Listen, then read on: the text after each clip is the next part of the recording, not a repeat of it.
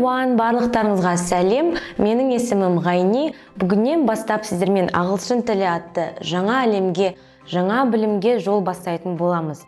Жалпы көпшілігіңіз үшін ағылшын тілі бір жаңа зат емес деп ойлаймын. Көбіміз оны мектеп барысында, жоғарғы оқу орындарында оқыдық, білеміз, және де ол бізді күнделікті қоршап жүрген тілдердің бірі және бір-екі ауыз сөз болсын, бәріміз ағылшын тілін білеміз. Бірақ бұл жердегі басты мәселе ағылшын тілін көп адам орта жолға жетпей тастап кетіп жатады.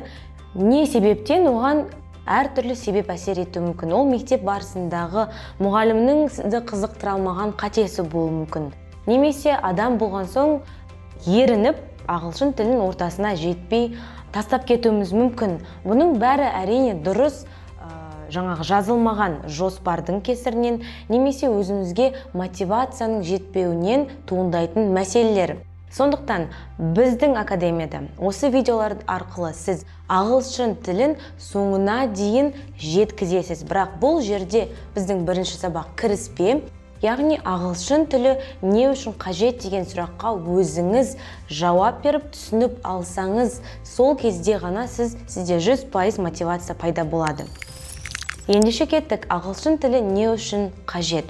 Бұл сұрақ бәрімізге өзіміз ағылшын тілін бастаған кезде қойылатын сұрақтардың бірі, және оның жауабын бірі білсе, біреу білмей жатады. Көпшілік оқыған соң мен де ағылшын тілін оқиын деп көпшілікпен еріп оқып жатамыз, немесе ешқандай мақсатсыз, жоспарсыз ағылшын тіліне кірісеміз.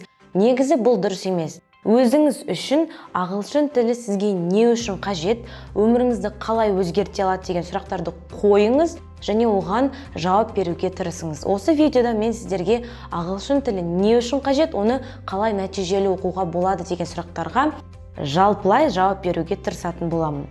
Біздің видеоларда басты талап сіздерге қастарыңызда міндетті түрде қағаз, қалам болу керек, себебі көрген бір бөлек, ал жазған кезде ақпарат сізге 100% жететін болады. Сондықтан керек жерін түртіп жазып отырсаңыз, ол нұр үстіне нұр болмақ. Ендеше ағылшын тілі бізге не үшін қажет және ол қандай мүмкіндіктер бере алады? Ағылшын тілінің беретін мүмкіндігі негізі орасан зор.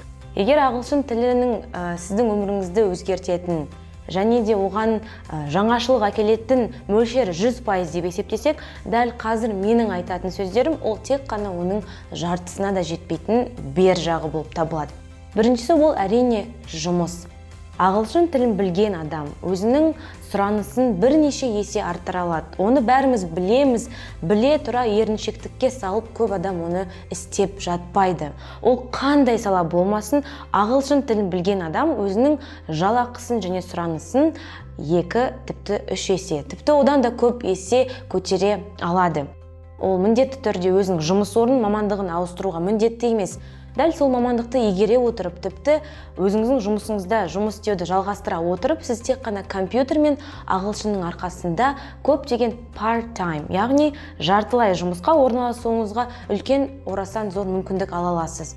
Бұл жерде әрине ол сізге жаңа ашылған есіктер, жаңа ашылған мүмкіндіктер пайда болады. Тек қана ағылшын тілін білу арқылы. Ал екіншісі ол әрине саяхат. Бәріміз саяхаттағанды жақсы көреміз. Енді Қазақстанмен шектелмей басқа мемлекеттерге барғымыз келген кезде көп адам қиналып жатады. Көбісі all inclusive, яғни ешқандай тілді қажет етпейтін қонақ үйлерде жатып, тамақ ішеді, яғни негізі сол мемлекеттің тарихын және оның мәдениетін толықтай көре алмайды.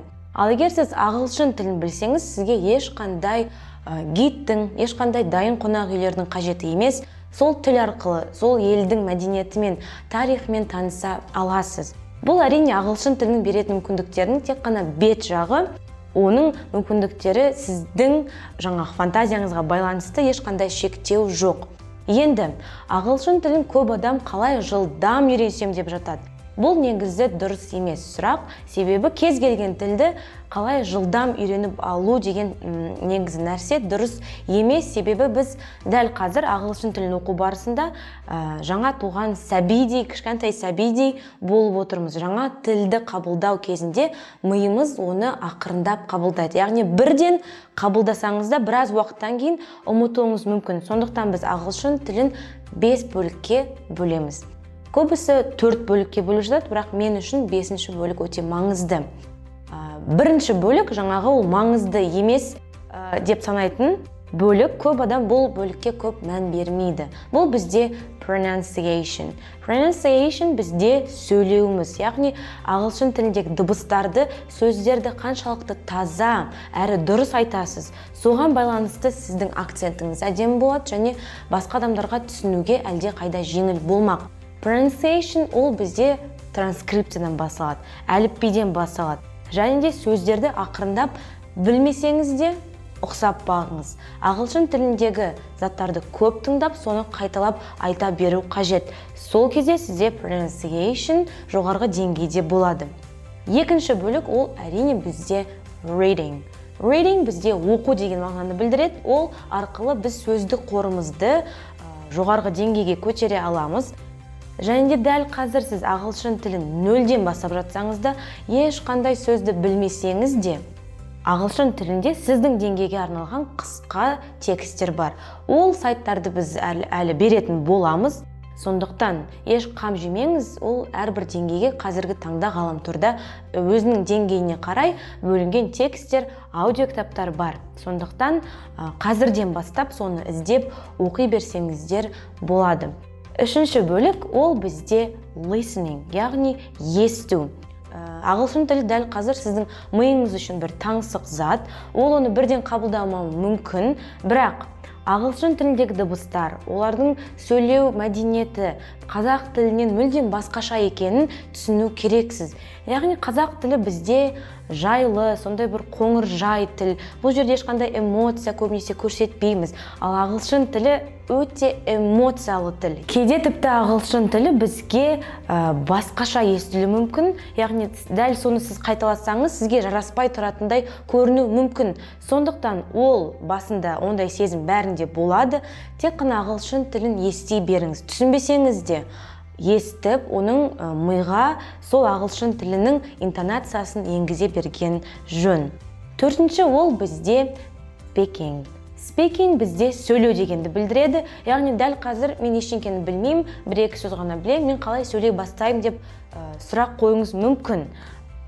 Немесе Қазақстанда тұрамыз, шетелдік адам жоқ, мен ағылшын тілін кіммен сөйлесіп, кім арқылы шынықтыра аламын деп сұрақ қойыңыз мүмкін. Ол әрине дұрыс сұрақ. Бұл жерде сізге ешкімнің көмегі қажет емес. Тек қана өзіңіз кеште жұмыстан келгенде немесе бос уақытта өз-өзіңізбен сөйлесе беру қажет. Яғни, қандай сөз білесіз? Кітап сөзін білесіз, немесе су. Сол екі сөздің өзін күнделікті соны қолданғанда, ұстаған кезде айтып, кеште жұмыстан келгенде жұмысыңызда не болғанын айта отырып, сіз өзіңіздің сөйлеуіңізді шынықтырасыз. Себебі мүлдем сөйлемей қоюға болмайды.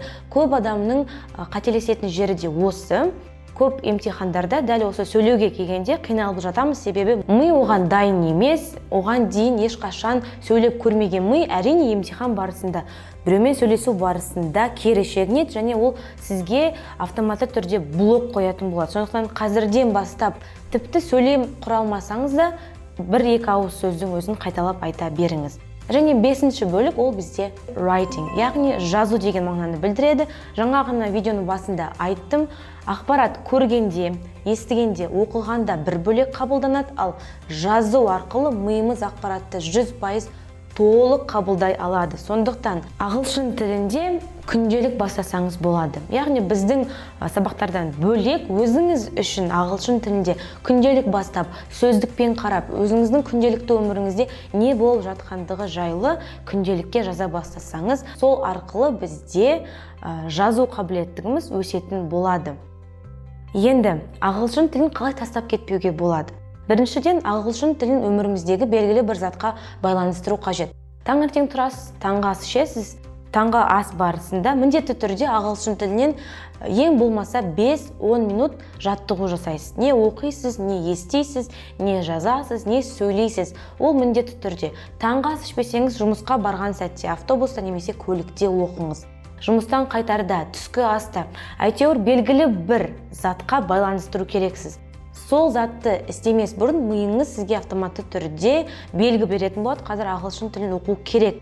деген сияқты. Сондықтан ағылшын тілін арнайы уақыт бөлмей-ақ күнделікті өмірімізге енгізу қажет. Ол бізге тіс жуу, бет жуу немесе тамақ ішу сияқты күнделікті әдеттің біріне айналу қажет. Себебі көп адам ағылшын тіліне міндетті түрде 1-2 сағат бөлуге тырысады. Оны басында 1 ай жақсы істеп жүреді, кейін тастап кетеді. Әрине, бұл көп адамда болатын жайт. Сондықтан ағылшын тілін жетік меңгергенше міндетті түрде бір затпен байланыстырып оқимыз.